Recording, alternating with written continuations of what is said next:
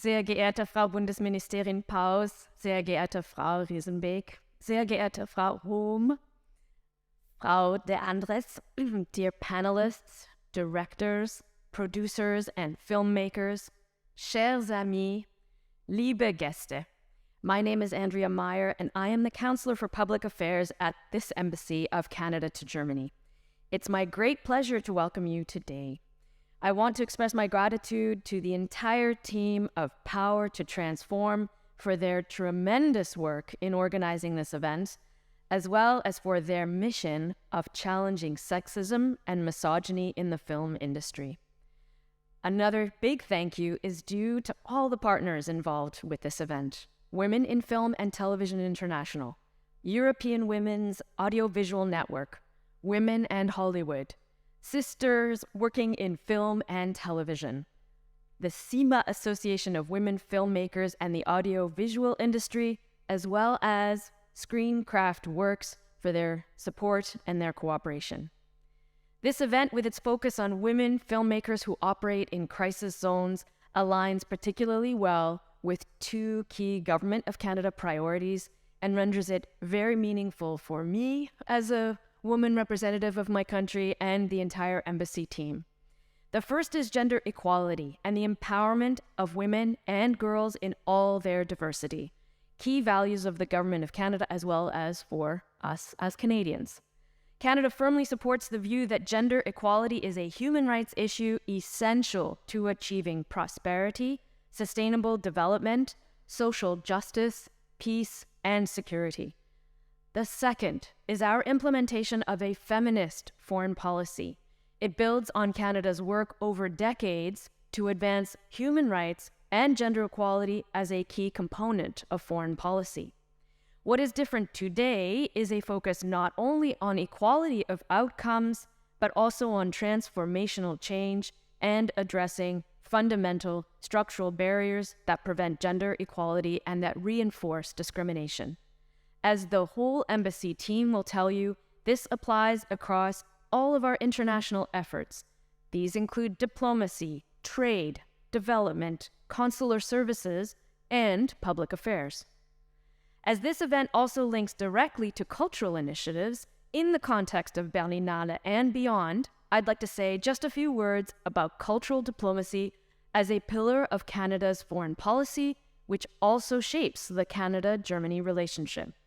Cultural diplomacy builds bridges between countries by fostering a greater understanding for the respective cultures, languages, arts, costume, as well as by connecting people's hearts and minds.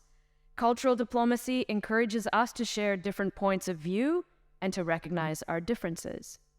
And for all of us gathered today, during one of this city's key, the paramount cultural event, Berlinale, this is achieved through the medium of film, which allows us to see through moving pictures what cannot be explained in words. The medium of film serves another even more crucial role, that of highlighting women's voices during times of crisis and in war, where, in the brutality of everyday life, their perspective is too often overlooked. Giving women their voice and agency is a powerful tool to undermine an oppressive system. For those who impose it, there is nothing more frightening than a woman who is aware of and vocal about the equal rights and opportunities she deserves. In closing, I want to emphasize that Canada remains committed to the Afghan people, is standing in solidarity with the people of Iran as they courageously fight for their human rights, and fully supports Ukrainians as they fight for their sovereignty and territorial integrity. We will not hesitate to use all diplomatic and humanitarian tools at our disposal to respond to the oppressive regimes around the world. We applaud the courage and the actions of Iranians, Afghans, Ukrainians, and all other women around the world who risk their lives every day for equal rights. We will stand with them as they fight for their rights and dignity. You, the brave filmmakers taking part in this event, are making their voices heard. Now it's our time to listen carefully to you and also join you in taking action. Thank you so much for your attention and your participation in this important event.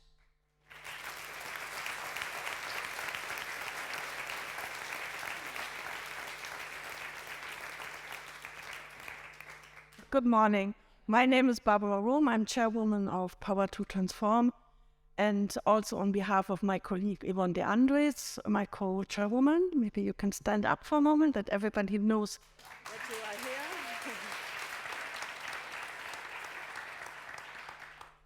I'd like to thank you very much that for the invitation into the embassy and for your support. And yes, we are happy to be here and to meet our colleagues from all over the world again. And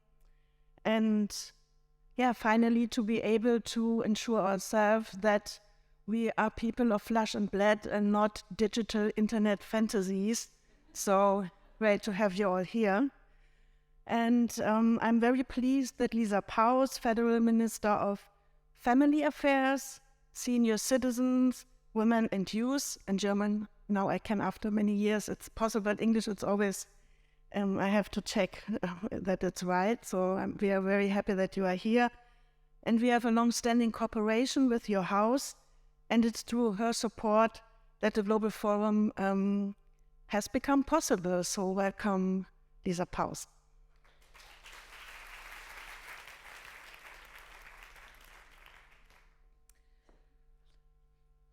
Mrs. Meyer, Mrs. Rissenbeek, Mrs. De Andres, Mrs. Rome, thank you for making this Global Forum possible, but most importantly, distinguished filmmakers.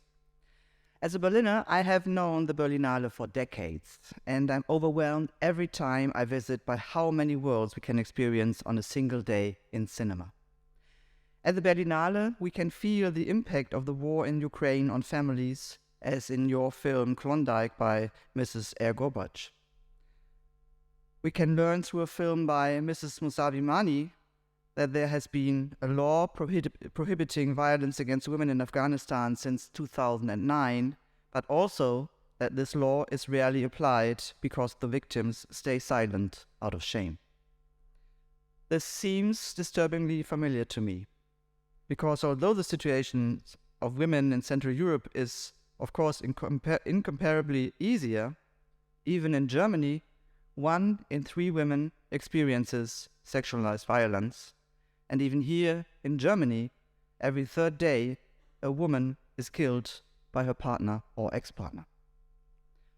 This means, despite huge political and societal differences in our countries of origin, we are facing this violence in all our societies, all too often fueled by the false idea that men are entitled to have control over women's bodies.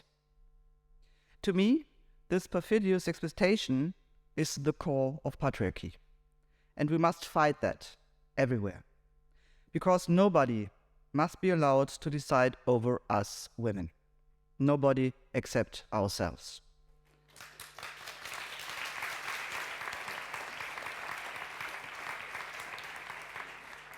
Patriarchy continues to exist in Western democracies too. For example, the executive positions in the film and television industry are still dominated by men, also in Germany. 75% of directors are men, although there are disproportionately more women working in the film industry than men. Nevertheless, they have poorer working conditions, lower wages, across all film segments. Being self-employed in the industry, women earn 40% less than men on average. 40%. This gender pay gap is far above average. In Germany right now it's 18%. I have the impression that many women in the film business are reluctant to deal with these gender pay differences.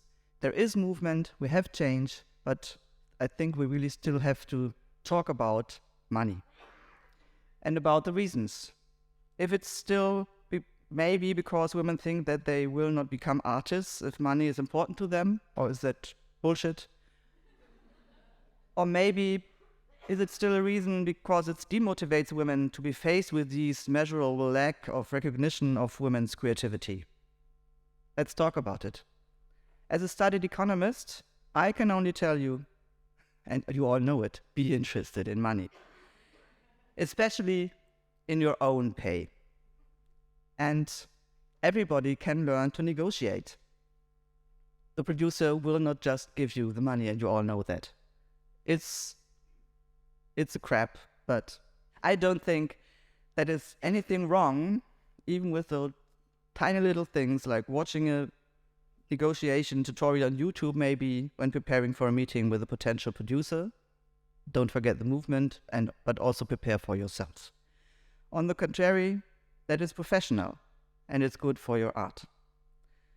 This is why the Transparency in Wage Structures Act that we are currently revising in Germany is so important. The act is intended to finally apply to companies with less than 200 employees, as that is often the case in the cultural sector. Making the pay gaps more publicly known will increase the pressure and strengthen women's negotiating position. Women directors also need funding to bring women's perspective of the world to the screen. It is a different perspective in many fields, not only in war or in crisis zones. I am convinced if women's perspective carries greater weight, this will be beneficial to the arts. And beneficial to the world as a whole, because women broaden the perspective of what truly matters in life. For centuries, men have interpreted history. Women were sometimes even seen as incapable of creativity. And this stereotypical view of women as passive beings still in these days in some way prevents women from reaching their full potential. Women's achievements were played down in this patriarchal view. Just like the achievements of Lise Meitner, for example, the researcher who discovered nuclear fission. Or they were ignored altogether, like, for instance, the amazing and pioneering painter of modernity, Hilma af Klint.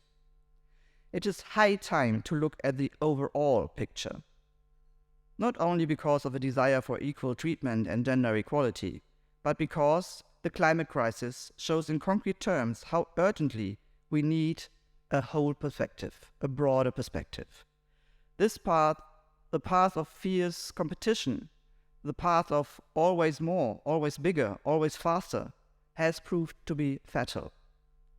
And women are not the better persons as such, but there are still differences, and my experience is that women have a distinctly, mostly more cooperative view of things in most cases. This is why we need more women also in leadership positions. In German authorities, we want to achieve the target of 50% of women in leadership positions by the end of next year. We will then be very close to ensuring that half of the power really belongs to women. However, we also need clearly more women in the media. My ministry is working towards this by regularly documenting the status quo through Pro-Quote Medien, a Hamburg-based gender equality initiative. Moreover, we support the German Association of Women Journalists in their project Neue Bilder braucht das Land. The country needs new images. This project develops innovative video footage, putting the spotlight on alternative gender roles. This footage will then be made available for use by other media. I'm convinced a world in which we can all live our strengths would be a better world for everybody. This is why we urgently need your perspective as women filmmakers. You have shown tremendous strength to bring your films to the screen. You negotiated successfully, you were inventive, and you were courageous. And I hope to learn more about that during the upcoming panel discussion. Let us call the story behind the story on the screen, your personal making of as a women filmmaker. I'm very excited to learn more. Thank you very much.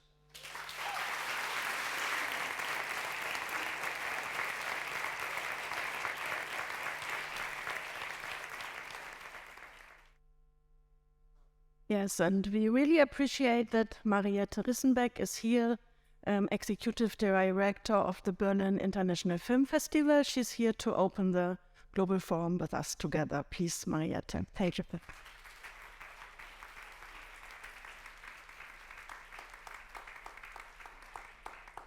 I think Lisa Paus, the Minister for Family, now I have to, I senior citizens. It was a bit of a complicated way in English.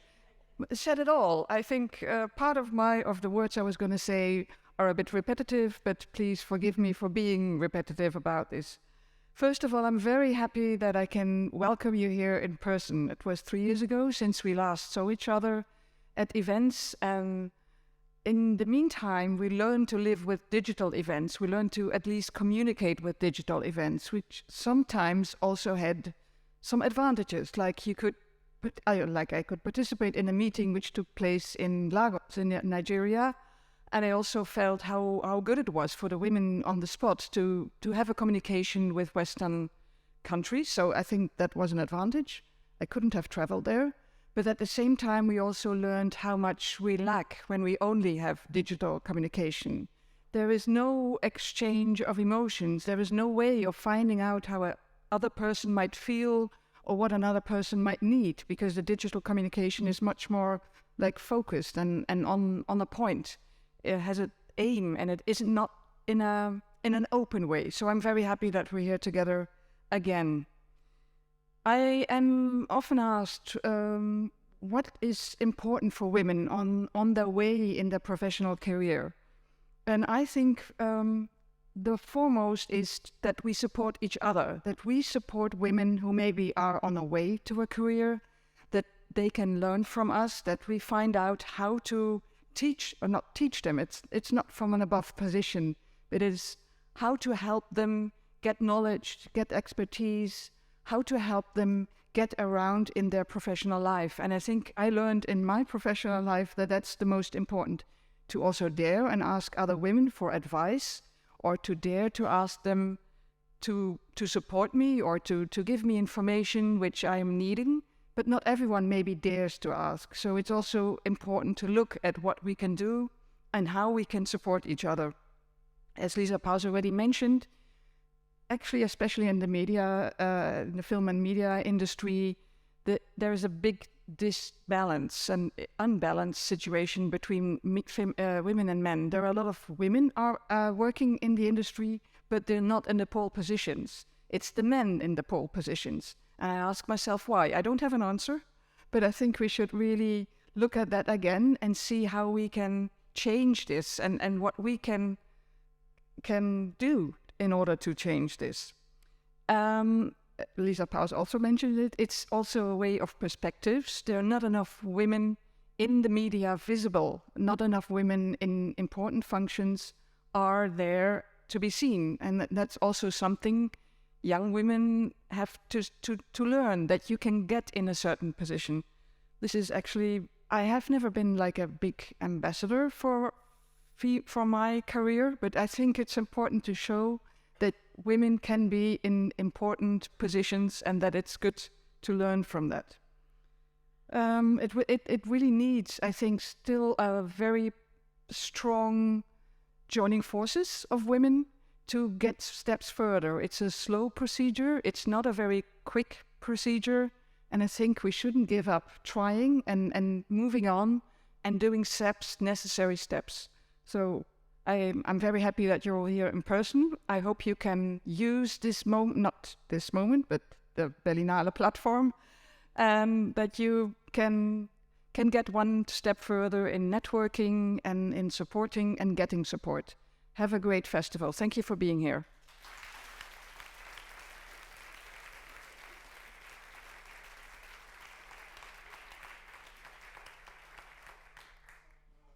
Thank you, Mariette.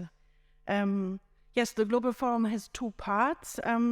This is the public part, where we will shed a light on the work of female filmmakers who operate in war zones and areas of danger and conflicts, and that are currently shaking the world, and they are here, and we're happy to hear you and to learn about what you have to struggle with at the moment. And yes, and then there's a non-public part, sharing among women films organizations, women's festivals, and scientists who collect data on the situation of women in film, in the film industry. And this networking is possible because we work together with cooperation partners, and I really like to introduce them to you.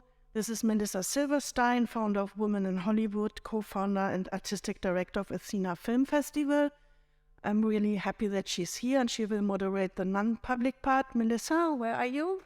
Please.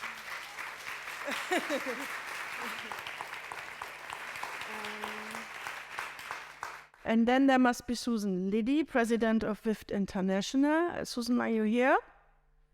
No, but, great. So,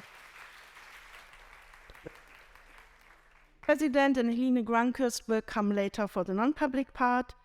And then there's Anna Maria Antocci, Executive Director, European Women's Audiovisual Network, EVA.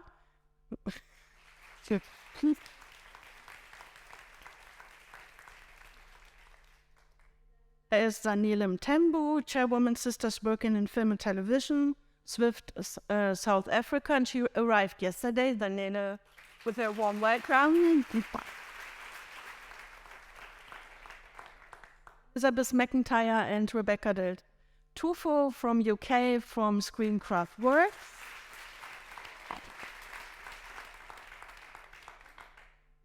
Not least, Cristina Andreu, President, Asociación, Mujeres, Cineastas y Medios, Audiovisuales, CIMA from Spain.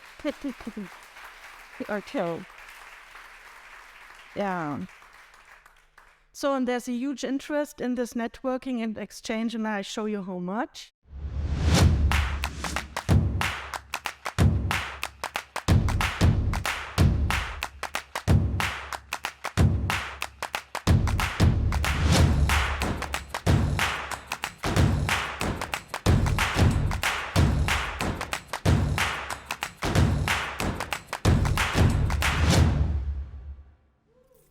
Yes.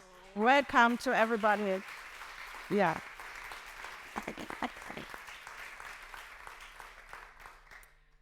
Yes, and why is there such a great interest in an event like this? I wrote a short keynote yesterday, but while I'm driving here this morning, I was thinking again, why is it why it is so important that we are meeting, and why is there such an interest? And I want to share some of my thoughts with you. Maybe not, my English is not the best, but I try to tell you what I'm really thinking about what we are doing here. And I think we are tired. We are tired because of the pandemic, where once again, much more of the burden was again on the shoulders of women. But we are tired because we know the problems.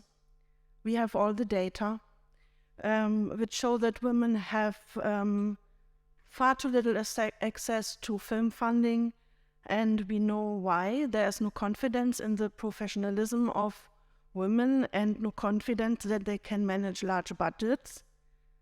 And we also know that the main reasons for the situation is risk aversion of the decision makers and the lack of courage to give money to have more perspective, or to as a so-called risk to risk something. This is the main problem. And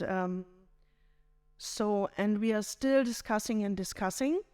And when we meet, like here today, it's only, how we say in German, a single drop on of water of a hot stone, because we need exchange, we need resources. And Yvonne and I running a very small NGO, and we are trying to make this possible because we know we need exchange, we need networking, we need to work on topics, having master classes and so on, and trying to change things. So if there is somebody in this room who has the power and the resources to make it possible that we can meet, I don't know, once a year for 2 or 3 days and to be in a real exchange, then please let us know. We are all here now. So, yes, but I think the main reason for the situation is the male gaze. The male gaze is totally in the DNA of this industry, and a male gaze means that there is a lot of sexualization of women in the narratives and in the pictures, also discriminating stereotypes of marginalized groups. There's a huge amount of sexual harassment and violence behind the camera, and there is less funding for women filmmakers or from people from marginalized groups. And patriarchy, the film funding system and the whole industry is built up in patriarchy, and patriarchy is always about competition. And competition, we see it in economics, we see it in TV shows about cooking. Cooking is about competition now. And also, so it's everywhere. And also in our pictures, in the narratives of the heroes in our films. But what does competition mean? Competition always means a scarcity. So scarcity of perspective and scarcity of narratives. And if we want to change this, the opposite of scarcity is abundance. And how can we find abundance? We can find it in that we try to listen to the soft voices which are in the room, like from the female filmmakers we will hear today.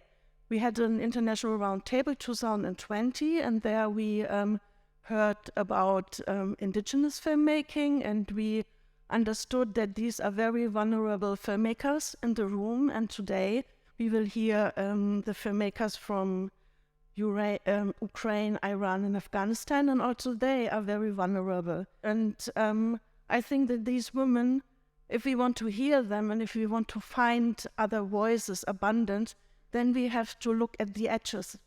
So we won't find abundance in the middle of a system where especially in our industry, because in the middle there is a closed network and there's the money. If you want to have abundance and you want to have other voices, then you have to look at the edges, and then you have to listen very carefully, because these voices are soft. They are soft because there are no resources. And so I think this is the main thing we really should do. And yes, and if today we have the possibility to listen to you, then this is the best thing that can happen to us, because when we listen to those who have lived experience and they share it with those who are unexperienced, then this is great, because first-hand experience from those who are affected from situations is very valuable. The knowledge of those affected is the most valuable thing we have for storytelling. And so we begin to change mindsets with the reality machine that is filmmaking when we start to listen to these soft voices, and when we start to give resources to them that they can show us their perspectives of the world. Thank you so much. We show some trailer of the works of the filmmakers who are here today, that we get an impression of their important work. از این قدرت‌الله شاگرد نو از صنفیتان است و در سامرایش کمک کنین. در گروه از اتاق مستم. هر جایی که میرفتی باید از من اجازه بگیری. اگه اجازه نگرفتی دندانات دهانت میشکنم. لودا. Ты говоришь по-русски? Добро пожаловать в наш пионерский лагерь. Союз Советских Социалистических Республик.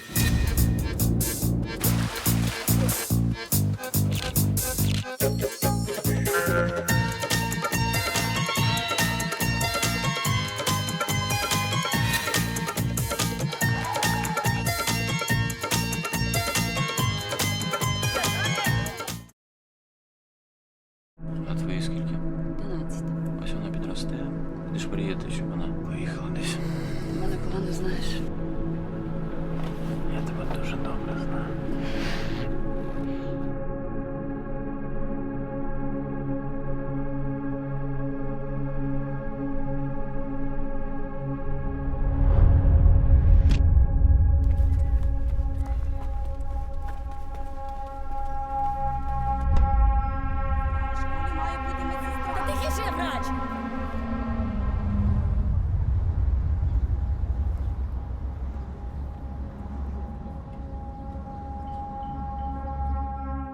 Що інші роблять в моїй ситуації?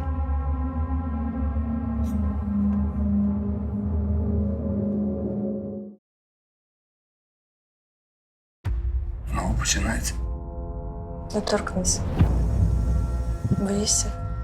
Не боюсь. Це що за херня ще? Спокойно. Це Толян не херня. Це війна. Вдягайся і поїхав. Куди поїхала, Толя? На ту сторону, там, де нема війни.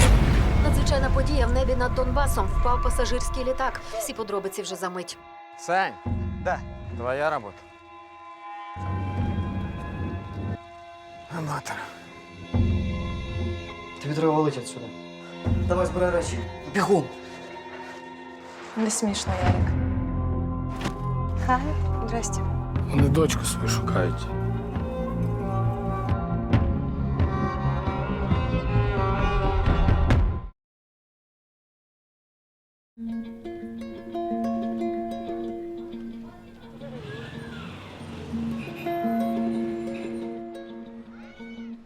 همین خارج بودن خوبه؟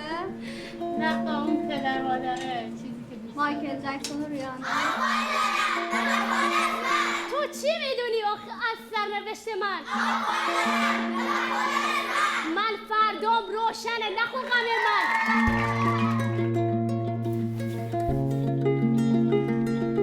I'm rapper. I'm a rapper. I'm a rapper. اونا منو میخوام پسر مثلا منو میخره. به خاطر 5 میلیون داری این کارو میکنی؟ مجبورم. شب اگر بچه آدم نون نداشته باشم آدم به دوزی بیرون میشه. همه میپوشش دیگه. به خاطر چاق رامپول می بیچاره کنی بدبخت کنی که پیاده آمده بودم پیاده هم میرم تلسم قربتم شکسته میشه سفره خیلی حشم دیگه بسته کسی که از این کسی مدرسه محروم بود میره. As we go marching, marching in the beauty of the day, a million darkened kitchens, a thousand mill lofts gray, are touched with all the radiance that a sudden sun discloses. For the people hear us singing, bread and roses, bread and roses.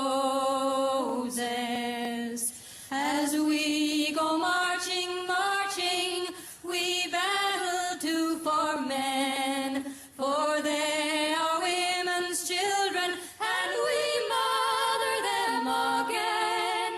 Our life shall not be sweated from birth until life closes. Hearts starve as well as bodies. Give us bread, but give us roses.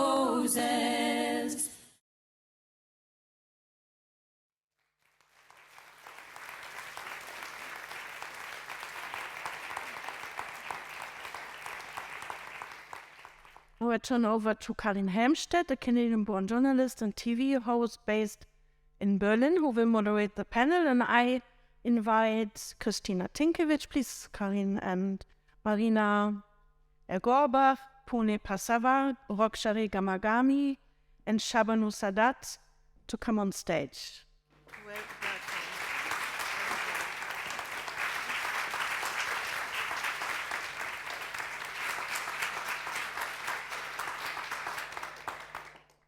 Thank you very much to Barbara. Good morning, everyone. Guten Morgen allerseits et bonjour tout le monde. Very, very huge pleasure to be here with these incredible women on this stage for such an important event. My name is Karin Helmstedt from Canada, as Barbara mentioned, and it's all the more special for me for that reason. Thanks also to Mariette Rissenbeek and to Ministerin Paus for their opening words, also to Andrea Meyer. And just to reassure you, Marietta, she might already have left, but her worry about being repetitive, I think in this particular forum, it is okay to be repetitive because a lot of people are not listening.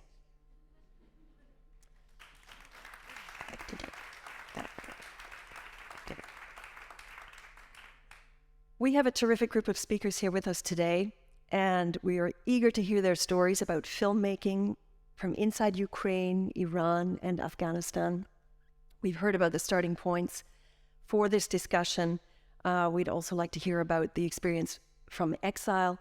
So please allow me to introduce our panelists, and we'll start with Kristina Tinkovic, who's right here next to me. She is director, screenwriter, and producer. Her debut feature film, How's Katja, which we saw just a smidgeling of there in the film, premiered in Locarno in 2022, where it won 2 awards, and it has continued to have quite a successful run around the festivals, garnering other awards in Luxembourg and in Berlin, among other places. So a warm welcome to Kristina Tinkovic from Ukraine.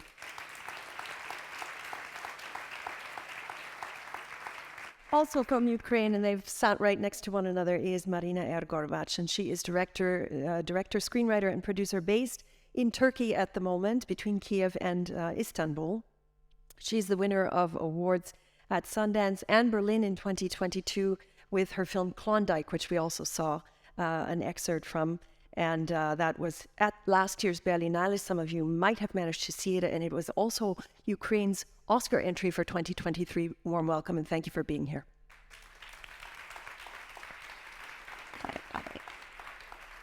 Joining us from the Iranian camp, and not particularly from Iran because she's based in London, is Puna Parsafar, filmmaker, researcher, educator with over 30 years of experience in documentary filmmaking, a PhD in documentary cinema. And we just saw an excerpt there from her documentary, Cheers to Iranian Women, from last year. It was 8 years in the making and is dedicated to the brave women of Iran. Welcome.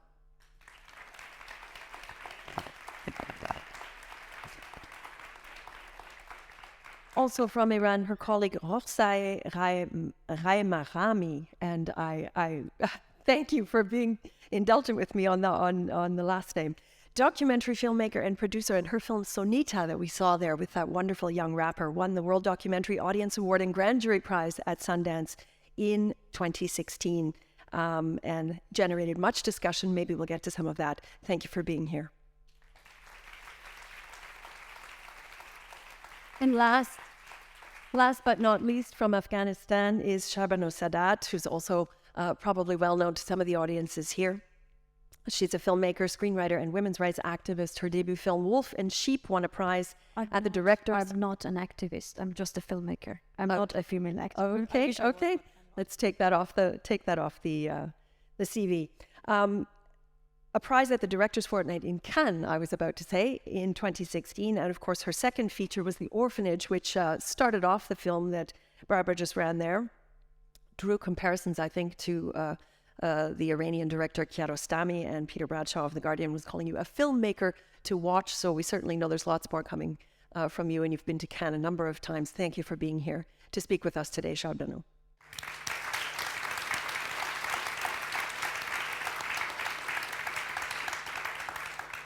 As I said, an illustrious group, and the starting point for this discussion was well detailed in the speeches, because if we're holding a global forum for women's film organizations, which many of you here represent, it is because we need more women's perspectives, and because the situation for women filmmakers is, from the outset, in normal times, without pandemics or crises, much, much tougher than for men.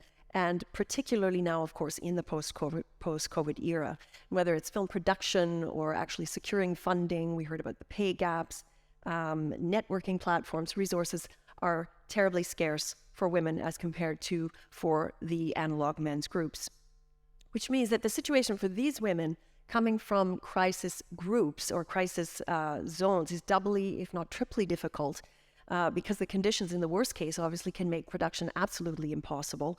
And yet, as we've just heard, it is doubly important to hear women's voices from those regions. So I'm going to start with a tour de table question that is sort of 2 parts, so that we can just understand the various conditions that you're faced with. Tell us about your situation before this kind of double whammy of the COVID pandemic and the current crises in your countries with regards to funding and film production. And then if you could just delineate perhaps the situation now. So Kristina Tinkovic, let's start with you, because obviously it's almost exactly 1 year ago that Russia launched its war on Ukraine. Obviously there have been dramatic changes there, but tell us about the situation for you in Ukraine before all of this upheaval, and perhaps now and going forward. I think production-wise, it's important to say that before the war, we had the film financing, which is a crucial thing in Ukraine. We have the Ukrainian State Film Fund, which is the main source of soft money. And apart from that, we almost have no funding at all. So we have in comparison to what Europe has, we have very little commercial projects and very little equity money available. So pretty much the Ukrainian State Film Fund is the heart of the Ukrainian film industry. And since the war began, obviously there is no funding there. There was no funding last year. There is no funding this year. There probably will be no funding next year, and we don't know for how long this is going to take. So that means that all of the Ukrainian film productions that didn't receive the money before the war are now halted. And producers and directors are trying to source the money outside of Ukraine, but that's extremely difficult due to bureaucratic reasons.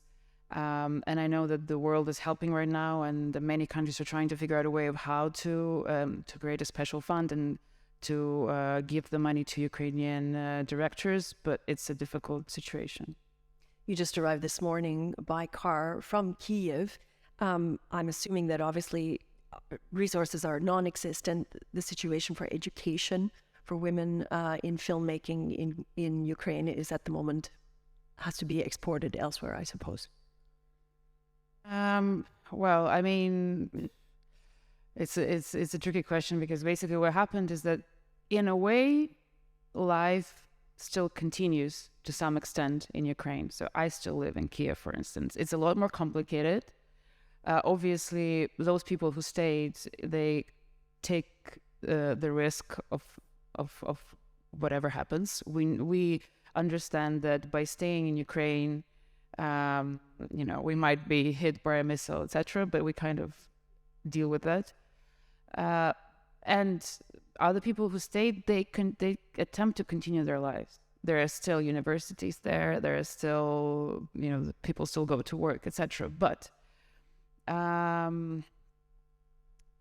students that go to universities right now, what are they going to do when they're out of these universities? Because if we're talking about the Ukrainian film industry, it has shrinked immensely.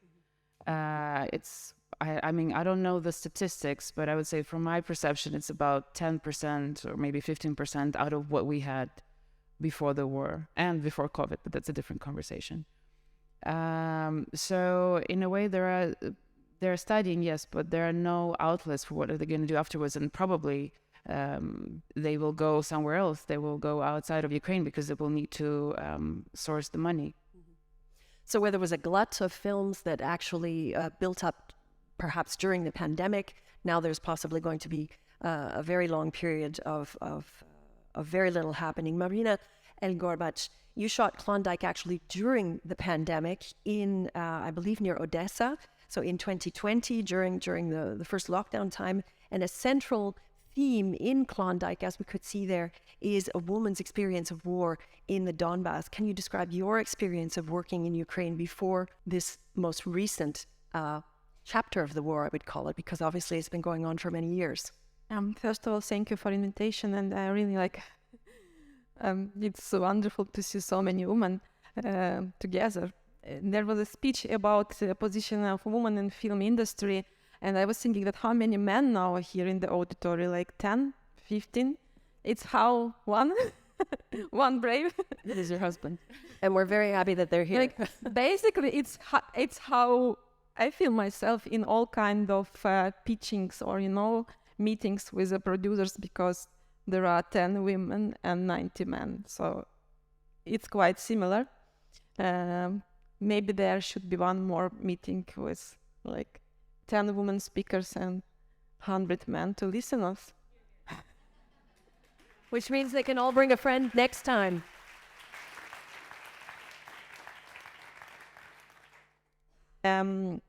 I have quite unique situation because I'm based in Istanbul since 2007, but I don't stop working in Ukraine, and I'm, I belong to Ukrainian culture, really from my heart, not only from the physical place. And the reason why I started to work on Klondike was my perspective that war started 9 years ago. Yes, it is. The occupation started. 20% of Ukraine, of independent country, with own language, own culture, own land, own territory, own population. Just simply everything was occupied, and it was somehow, in my mind, accepted, by international communities. Like, it was not even a reason to protest or to shout or to make real sanctions to the Russian Federation. Our movie is based on MH17 catastrophe, well known, and even the international Hague judgment decision, it appeared only last month, right? But it happened 9 years ago, and 300 Europeans died. So my perspective 9 years ago was not to accept this violence and not to accept starting of huge catastrophe, which will now in Ukraine. And this is, I think, what is very important to know. Where is our strengths? Like, where is my personal strengths? Where are right people and right communities where I can come and say that I need help, and please, let's do something together, because it's really important. So it was an attempt to get this issue of the war in eastern Ukraine back into the forefront of public consciousness. What were the reactions to the film in Ukraine? Have you been able to show it there? Yes, we already theatrically released the film. It was in Ukraine in distribution during war. It was in October and in November. And the first week was very, I would say, it was very inspiring because it was sold out, and viewers would come and watch film in spite of missiles and attacks. But then, unfortunately, Russia started to use Iranian drones, and Frau Lisa already legalized the word bullshit, so bullshit started again. I don't have just another word, to explain, and I don't want to be polite, talking about absolutely not polite stuff. And so the distribution also was affected by this, but still it was quite okay as for art house movie. And I never cry in Ukraine. It's very interesting. I don't know, maybe because of Christina, I feel herself better there. It's so strong country and so strong people. And this is the only time in the whole year where I was not even thinking where and when I can cry, I didn't feel nothing. I was like that. I was just thinking what I can do here. I'm here, what I have to do, how I can cooperate. What I have to tell to people or ask people.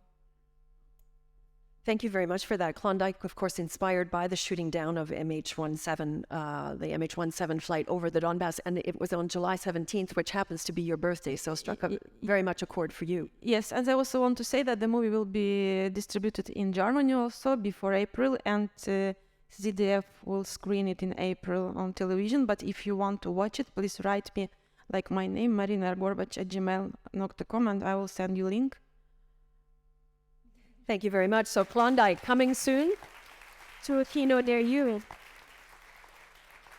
Ilona Parsafar, I'll just go down the line with my question. How has the situation for women filmmakers evolved? You are living in exile. Obviously, Iranian female directors facing intense male domination in the film industry, in general life, and the situation is far more acute now since the recent protests, women-led protests that started back in September. Tell us how things have evolved, how things were earlier and possibly now, and we'll get to how that's affecting your work. Thank you. The situation for women in Iran has always been like that. For 44 years, we've been fighting against this regime, and that's about the grassroots struggle. But in terms of the filmmaking, not very different. Even before the revolution, before the corona, we have, especially talking about women filmmakers, have been arrested, tortured, and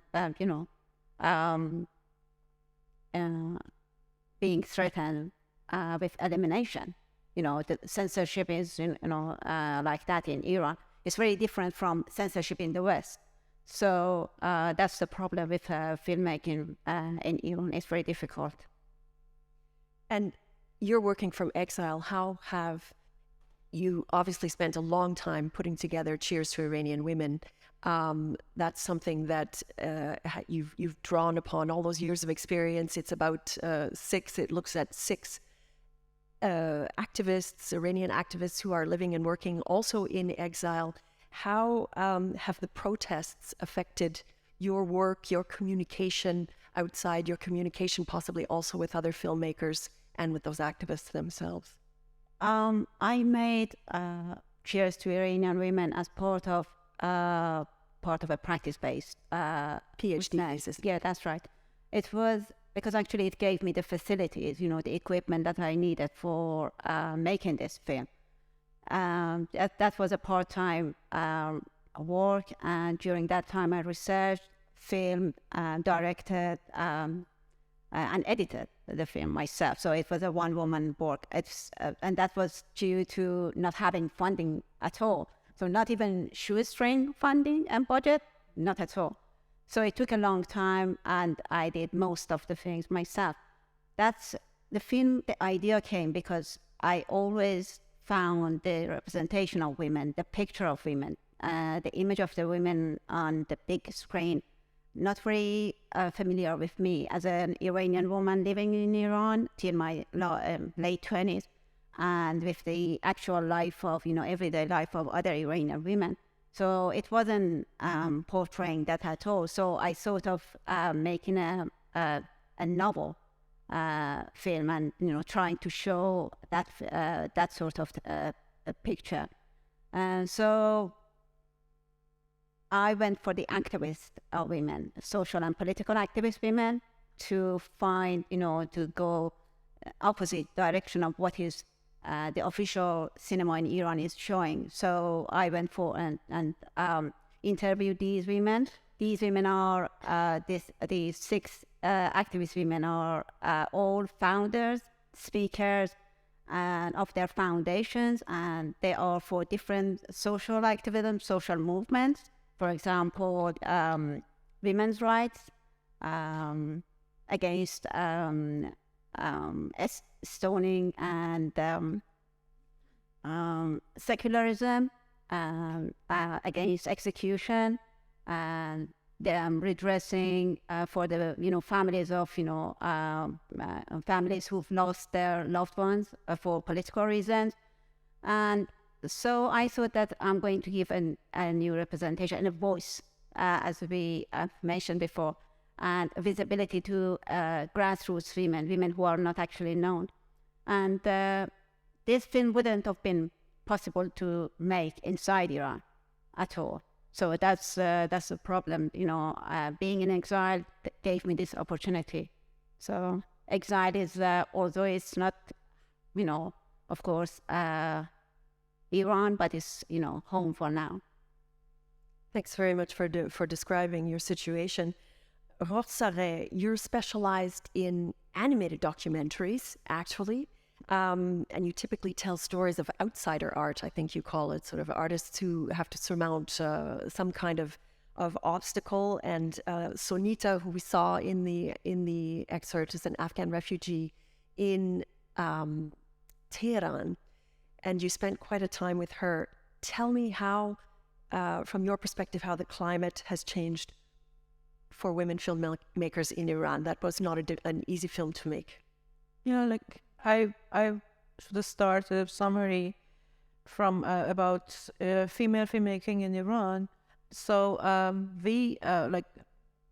Iran in the last 44 years have faced a very severe restrictions about women, the women's rights, but in the same time, from the first day, from the first days of the revolution, women started resisting in many, many different ways.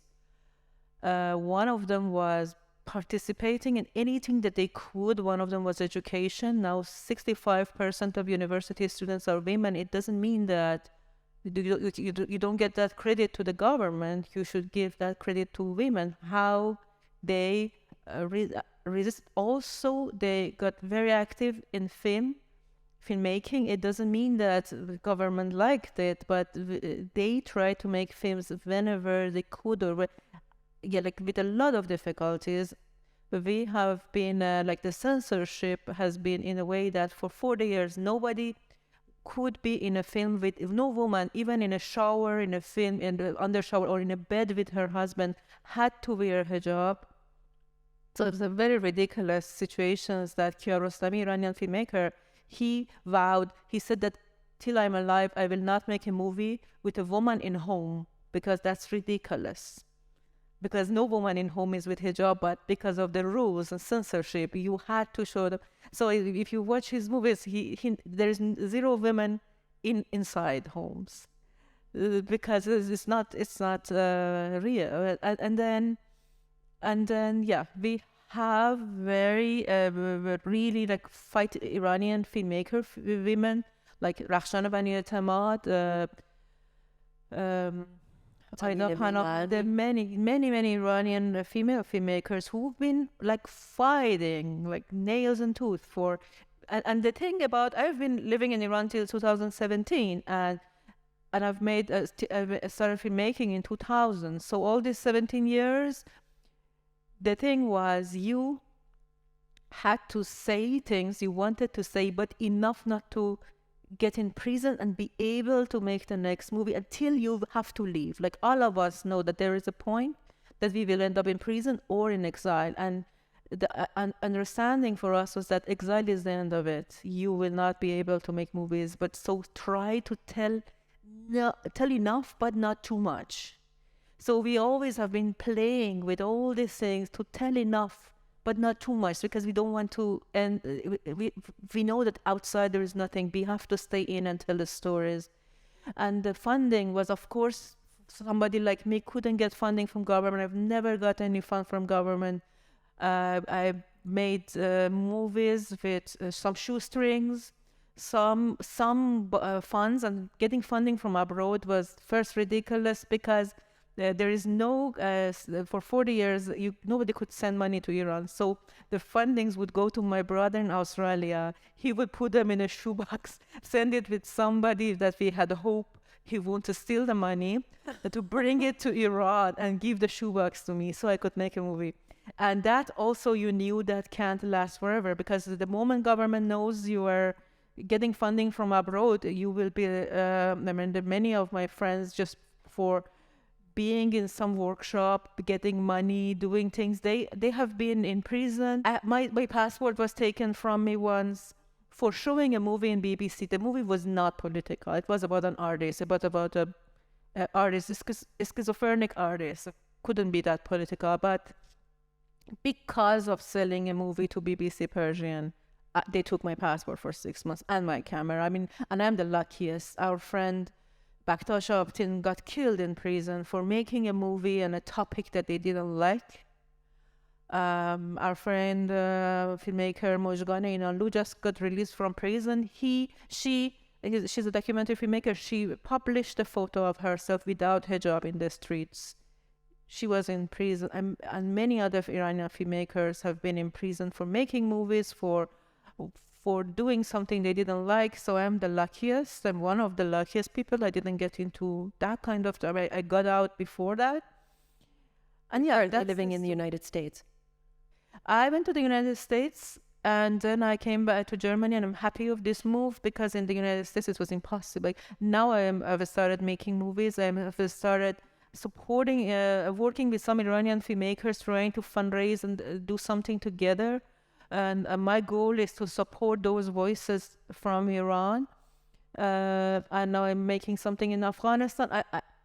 In Germany, it's much easier. In the United States, I felt like I can't make movies in that system. I couldn't. That wasn't for me, at least. I'm not saying. I'm sure there are many people who can. I couldn't.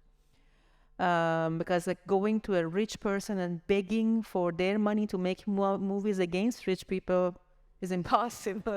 And that's how in the US it works. You should like, oh yeah, I want to make a movie to say capitalism is not good. Like that's how it works there. So yeah, that was for me. Here it's much better. But you know, and in the US that's like that. People and work. Well, we're certainly glad that you're here in Germany with us now, and that from that point of view, your work could become somewhat easier. Sensitivity very high here at the moment, as we've seen at the Berlinale. And thanks very much for that. We're going to come back to the question of visibility, but I want to get over to Sharbanu because our time is running away. Afghanistan has had a flourishing film industry for the past 20 years with very pioneering female figures like Roya Sadat, who's, I'm just going to name the one. She was the first woman director of the history of Afghan cinema in the post-Taliban era. Obviously, there has been great change again once the Taliban reclaimed power back in August of 21. Can you tell us sort of this before and after view from your perspective, how it was for women filmmakers and what the possibilities would even be now? Well, I don't know anything about that pioneering cinema filmmaking that you were talking about, because in my opinion, like I lived in central Afghanistan, and when I was 18, I moved to Kabul in 2008, and I started with interning in cinema and theater faculty, and I started very quick to make documentaries, and then after making one documentary, I shifted to fiction cinema. But in Afghanistan, it was completely, in Kabul, it was impossible for me to make any films because, I mean, now we're talking about Taliban and we are kind of romanticizing the time before Taliban, but it was not true. We had 3 governments and they were like corrupted as hell. Even the mafia existed everywhere. Even we had the cultural mafia. And it was all men, of course, but also some women who wanted to act like men. So for a filmmaker like me, a young girl, there was no space. I couldn't go to any film festival. For example, I made my short film and I got rejected to this really super low quality film festival that was going on, happening in Kabul annually. And I got rejected over and over and over. And that's why I sent my film to Cannes, and then my film premiered in Director's Fortnight. But the reason that this happened is because I was rejected in my own country, you know? And then I was in Cineastas. Of course, I started to travel abroad, and I started to make links with Europe, and I introduced with like producers and financials, and I started to make films. But the problem was I was working with these companies, and these companies, they didn't want to shoot film in Afghanistan. And I was living in Afghanistan, and I couldn't give them the promise that, hey, come in Afghanistan, nothing will gonna happen to you, you know, because it could happen to them. And so it was very frustrating situation for me, because in one hand, I was this young girl living in Kabul, believing in future, want to make films, you know. On the other hand, I knew that if I want to make film with professional crew, with Europe money, I cannot shoot the film in Afghanistan. So I decided that, okay, I'm making a fiction film, so I'm going to go to another country and recreate Afghanistan there. So I did the casting in Afghanistan, like I shipped like 100 people from Afghanistan to another country, to Tajikistan, doing the visa, passport, everything. I was like a logistic person. I was not a director, you know. I was like running after paperwork, talking to embassies, because when you're holding Afghan passport, no one is giving you the visa. So I was running, it was like hell, you know. I'm making joke with my producer that if we shot the film in Afghanistan, we faced with less problem. And so I made my first film like that, and then I made my second film, and then the country collapsed in 2021, and I moved to Germany, to Hamburg, and I was actually working on a romantic comedy before, so my world was completely pinky, you know. And then when the collapse happened, I found myself in Hamburg, and it was really like frustrating because, for example, there were so many information in the internet that it really pissed me off because it was not true. people, as I said, romanticizing the time before Taliban, or they were saying like, Taliban, they're gonna close the Afghan Film Institute. And I was like, so what? The Afghan Film Institute didn't do anything before. So at least now we say that it's Taliban and it's closed, you know? Or they're saying like, oh, filmmakers, they cannot make any films. Yes, in the last 20 years, we didn't really make anything. We had a golden time, and we just let it go. We just, we let this golden chance go away. Yes, maybe few filmmakers made some film here and there, but if you compare it to the time and money that we had, if you compare it to the chance that we lost, it's like nothing. So I'm back to making my romantic comedy, of course, but but of course my intentions are changed, because now I'm making this film about a period that is not. It's finished, right? And I was a witness.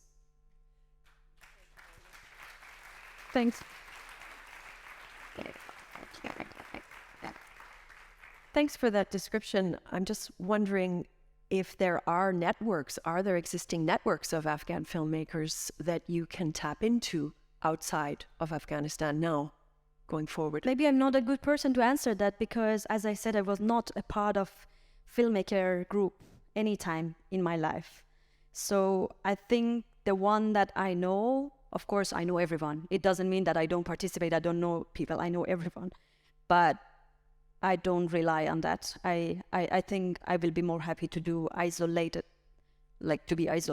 because, but there is something that I want to point it out. Since 2001, like the evacuation happened, and a lot of artists, a lot of filmmakers, they get the chance to get abroad, and I think there is a potential of having a network of these artists, of these filmmakers, that maybe with the European fund, with international funding, like with them, living in a safer environment, maybe they have the chance to create works. But this network, at the moment, I don't think it's reliable, but maybe in the next 10 years or 15 years, we might have a network. I see the potential. That's obviously a positive point. How do the other panelists feel about that? Is the necessity there to really sort of stay with networks that are possibly nationally linked, so Ukrainian networks, or is it actually going to be more desirable to look into international networks that are happening completely in exile, like places here in Germany or in Western Europe or in Turkey? What are your thoughts on how filmmakers from Ukraine, for instance, you and your colleagues can connect and support each other? Because Barbara mentioned support and the need for it at the beginning of the day. I think for sure that's one of the processes that are happening within the Ukrainian industry, because obviously a lot of people have left, a lot of the people from the industry have left, and now the industry that was once in one place, now it's scattered all over the world. In Poland and really everywhere. Of course, Poland, Germany are the two countries that have taken a big amount of refugees, but it's really all of the European countries, America as well, Georgia, etc., Scandinavia. And now I think it's kind of a natural process that's happening, that all of these filmmakers that were once together are now trying to find a way to continue the work, to cooperate, to still keep shooting films even without the possibility of funding in Ukraine. And at the same time, all of these filmmakers who now are based in different countries, they're building their own networks to kind of connect the Ukrainian industry with the European industry. It's a difficult process, it's a long process, but I think especially for Ukraine, right now when we have very little possibility to make films in Ukraine, and I'm talking now mostly about feature films, because of course we have a lot of documentaries being made right now. The communication with the rest of the world and the network with the rest of the world is one of the key tools that can help Ukrainian industry still stay afloat in such difficult circumstances. Your thoughts? First of all, thank you for your speeches. It was really interesting. And especially while it was a speech from Iran, and I was thinking, I just want to share these insights. I was thinking that okay, now I am sitting next to the Iranian filmmaker, Afghan filmmakers, and same time we have Iranian drones in Ukraine right now. And I cannot stop thinking about that, it's how war and globalization, how it's all affected relations between people from human to human, And I don't want to have here Iranian drone between me and Iranian filmmaker. I don't want. I really want to make something which will stop this destroying in relations between humans.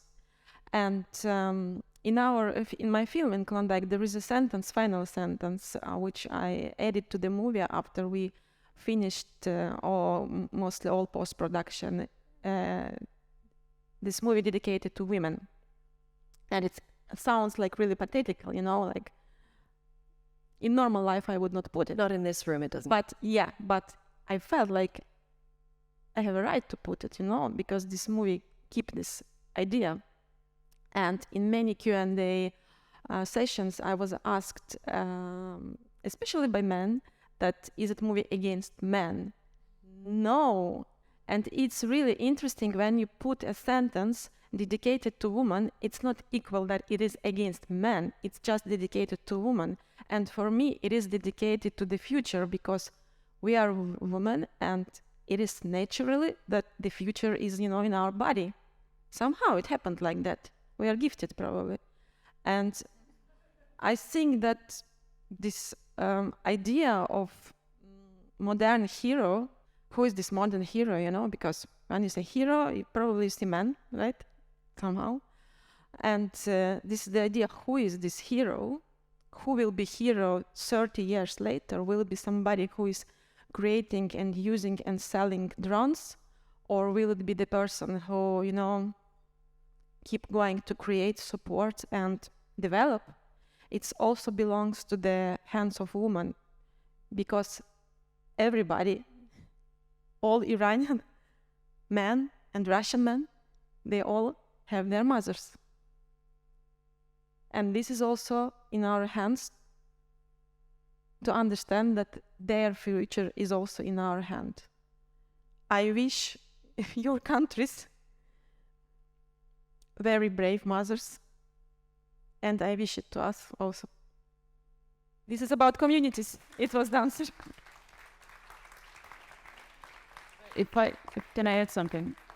Just Marina touched on something which was very similar in my experience from House Katya, because in every Q&A I got asked the question, did you want to make a statement against men in your film? And that was only for the reason of the main protagonist being a woman and the other two main supporting characters were also women. So just because of that, the film was labeled as a feminist film and an anti-man film. And that was for me a complete shock. Also in the Ukrainian media and in other outlets, the film was kind of labeled as a woman's film. Again, only because it had a female protagonist at its core. So I found this to be shocking and surprising. And I've realized that we live in 2022, and still somehow when you see a film with a male protagonist and two of his, let's say, male friends, you would never get a question about, is it a film against women, and why are there no women in the film, or why are the women in this film acting badly, etc. Somehow when you do a film like that, it always has to be a statement against men. And I was simply making a film that was a film from my background and my perspective. I'm a woman, so it's natural that my protagonist is a woman, etc. The film had no relationship. The theme of the film had no connection to men in a way. Men were irrelevant in that particular story. Why somehow it is a problem? So that was an interesting insight, and I was just surprised to see. Every Q&A I get asked this question. Thanks very much for sharing that. The dedication to women, of course, Puna, is in the very title of your film. I'm just wondering if you can comment on the situation with regard to networks, and perhaps also the importance of fora like these and festivals, the role of festivals, because visibility was one of the issues that got mentioned in the opening words as well. And that's really what we're talking about here, is how to be able to connect all of you and keep you connected and forge connections with everyone in this room. Absolutely. As part of my work was that in my film, the main characters are Iranian women, but there are women from other parts of the world. So, and it's stressing on the network between, among the women. So, for example, as you saw, there is a picture of also small, but from the women from Argentina, Chile, from the region, from Iraq, Saudi Arabia, and then Dubai, other parts of the world as well. So it's showing about the common struggle among, for women's rights. And in terms of making the film, I couldn't have been able to make the film inside Iran and get the funding or any help from the, from official cinema, where the official cinema in Iran get. Because it's mostly from state or state affiliated, and it would have needed to get permission, and it would have lost its independence, in terms of having its message. So answering your question, it has to rely on international, work help. So can I just back to what you said about the Ukrainian? I'm really sorry about the drones the Islamic regime is selling to or helping Russians. But this is a completely different entity, so it's separate from the Iranians. And I think that we are all here because we are struggling against discrimination.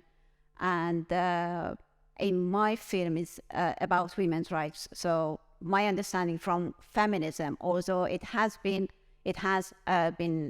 defined, interpreted in different ways, but for me it's women's rights, and that's the sort of the thing that in Iran, if you are a feminist, you are arrested. So it's not a good thing.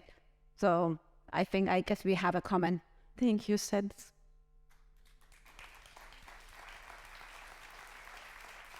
We are running a bit short on time. Roxana, would you like to add something?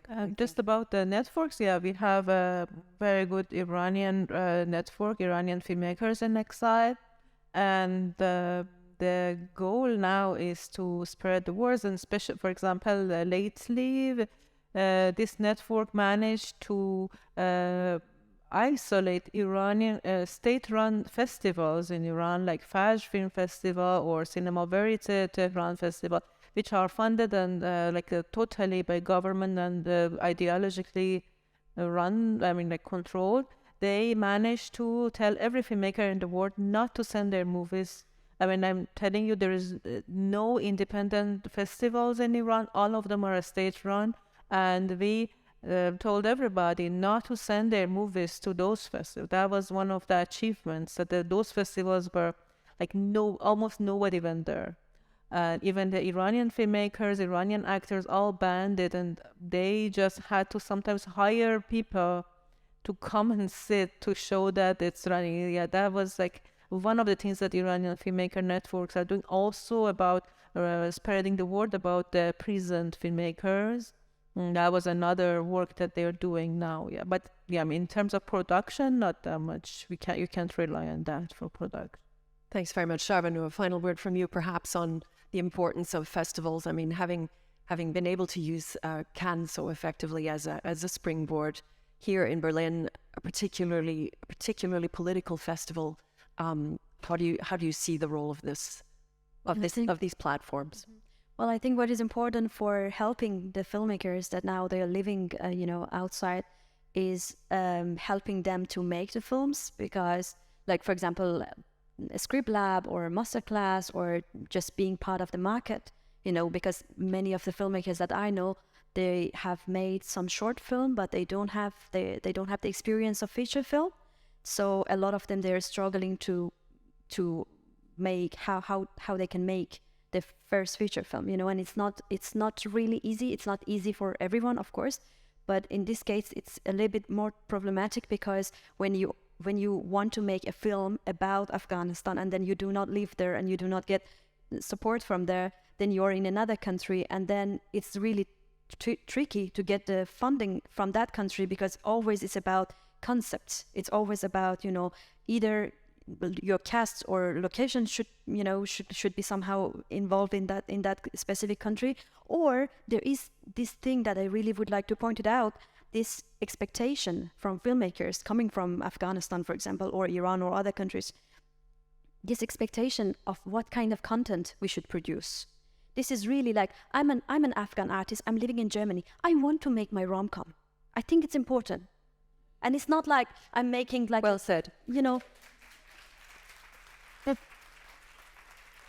We have to, but the thing we have to stop. Unfortunately, I think we could talk for hours here, but difficulties obviously for filmmakers working in exile and difficulties with expectations. However, platforms like these and the Global Forum, hopefully in the future, going to be a great meeting point for resilient stories and for raising women's voices like you already have. Thank you very much for being with us, all of our panelists, Christina, Marina, Roxane, and Charbonneau.